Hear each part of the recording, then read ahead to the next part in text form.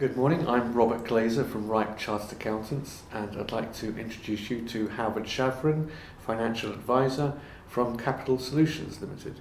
Morning, Howard. Morning, Robert. Thanks for coming in. Do Pleasure. you want to start off by explaining why a company would need a financial advisor? Well, the issue is that companies are so busy focusing on this week, this quarter, Right. the trading position of the company, Yeah.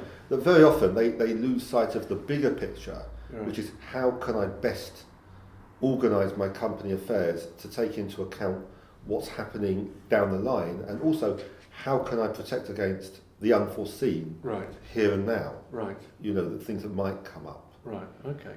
And what sort of areas should a company be looking at? Well, on the one hand, if you're looking at your own business, then you may be looking at, well, what happens if I can't work? What Yeah. happens if I'm ill? Or what happens if I die? How does my family Yeah. make ends meet? Yeah. If you're in a business like a partnership or a small company with a few directors, Yeah. well, the big question I often ask is, well, if you're in business with someone and he dies, do Yeah. you want to be in business with his or her Sure. spouse? And with that case, can we put the plans in place Yeah. to avoid that? Yeah. Yeah. And the answer is yes. Yes. That's that. So that's the one area, and then the other is areas around pension planning, Right. particularly with Nest coming up, and also investing. Profits, you know yourself, companies don't want to take dividends necessarily, Yeah. but they don't know what to do with them when they're in there. And there's some very interesting ways in which we can deal Sure. with that. Sure. So I guess there are some similarities in the issues facing limited companies and sole traders. Yeah. There's also some differences. Yes, big differences. Yeah. One is if you're multi-owners, then you do have this issue of, well, I'm relying on other people. Right. And if, as I say, particularly if one of those other people is a key person to that business in terms of bringing the business in. Yeah. Okay, one guy's the financial controller, Yeah. Yeah. one guy's the marketing guy. Mm. The marketing guy is all of a sudden tragically taken out of the picture. Yeah. Then how are you going to replace his financial input Yeah. until you can find someone new? Yeah. Key man assurance, we call it. Yeah. That's what's important. Okay. And what about where does life assurance come in? Well, life assurance comes in terms of, again, key man and shareholder protection, Right. but also for a sole trader, it's I am my business. If I die, there's no more money coming in. Right. How does the family survive? Right. But if you're a limited company, then of course you can run that through the business and it's tax deductible. So that's something that's worth bearing in mind as well. And do businesses have to worry about the new pension legislations? I don't know if they have to worry about it, they've just got to know it's coming. You do the worrying for Yeah, them. I've been worrying for them. Right. But businesses should be aware that we are talking about anything up to 3% of your payroll ultimately is going to go on pension contributions Yeah. for employees when Yeah. the new auto enrolment comes in. That's something I think that needs to be borne in mind. And what's the feel are you getting? Are companies saying, right, well, yes, we'll make the contribution, but that's going to have an effect on pay rises, or? Well, it's going to have to. I mean, it's the law. They're going to have to make the contribution. Yeah. And also, the employee is going to have to make a contribution. Yeah. By law, we're looking ultimately at 8%, Yeah. 3% of which is going to come from the company. Yeah. In this day and age, I think that's really going to impact on people. Yeah. But talking to business owners, you've just got to know at one point, no pay rise this year Yeah. maybe, but 3% of what I Sure, would have given you sure, as a pay sure, rise sure. is going to go into the business. And- Don't forget, of Yeah. course, that if you take the contributions from gross pay rather than net pay from the employee, then it's a big tax saving both to the employee and to the company because you're National saving the insurance. national insurance Sure. as well as the income Sure. tax. Sure. So is this a good plan for a government to save having to farm out state pensions in the long run? I think there's going to be state pensions as well. I just think this is a way of getting people without personal provision to force them to have it. Other countries have it. Yeah. Australia, I think, has it. But, I think it's a changing culture, forcing people to save. And then if you do opt out, you're going to have to opt out year after almost every 3 years. It's Right. not something you Right. can opt out of personally. You Right. really are. It's going to be almost like an increase in your national insurance Yeah. contributions. So I guess if you opt out and you reach retirement and you haven't got enough money, you've only got yourself to blame. Exactly. Yeah. And the country cannot afford to keep people in Yeah. the manner that they think they've become accustomed. Yeah.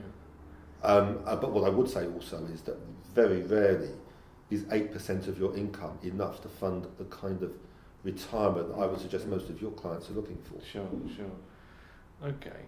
So I suppose in a way, would you consider that type of a saving, a pension scheme for a company and its directors and employees, or are there other tax efficient saving schemes that companies can involve in, like individuals have?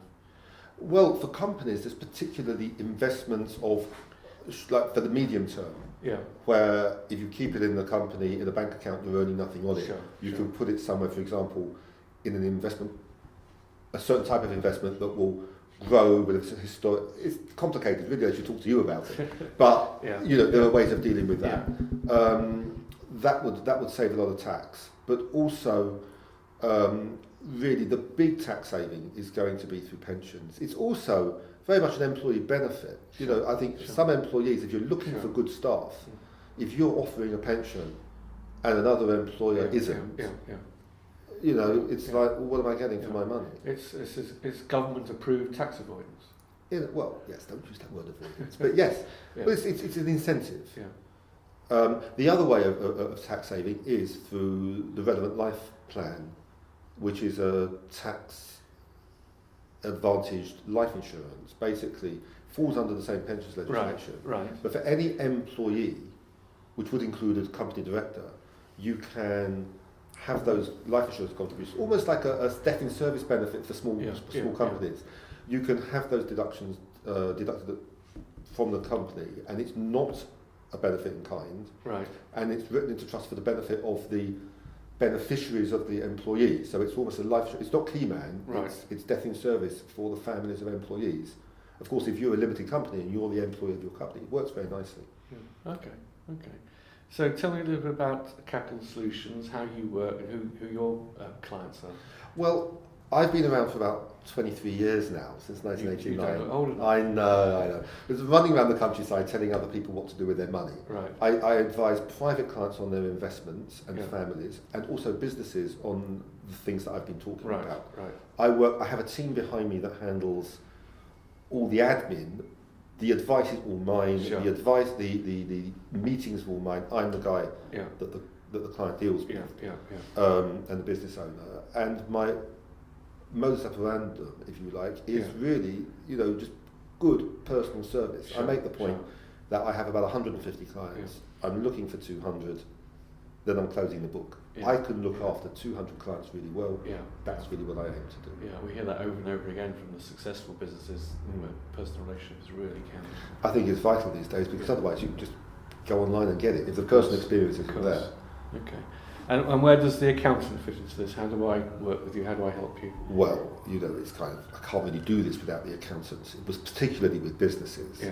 We have to work. If you're looking at shareholder protection, you're looking at company valuations.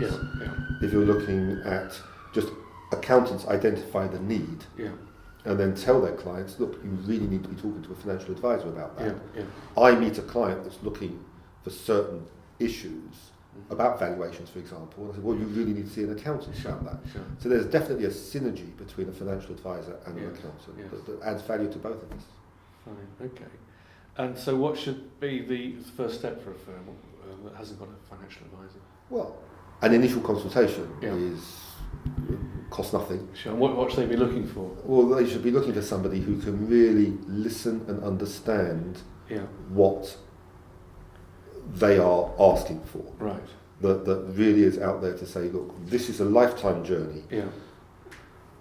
Your advisor needs to be someone who is going to regularly come back and help you year after year after year, not just someone that comes in, does something and disappears again. Right. And I think you need someone with a bit of staying power, someone with experience, and someone that can actually sort of almost provide references for this. And someone you can build a relationship with. Exactly. Like your good over self. time. Well, I would like to think so. A lifetime relationship means you've actually got to get on with the person. If you meet me and don't like me, please don't engage me, because it's not going to be nice for you. And you would do the same as well, wouldn't you? If you didn't like someone, you probably wouldn't take them on. And I've done that. I've done that. Not in a nasty way. But it's fair to both sides. It's fair to both sides that you can really only really work in this level with people you like.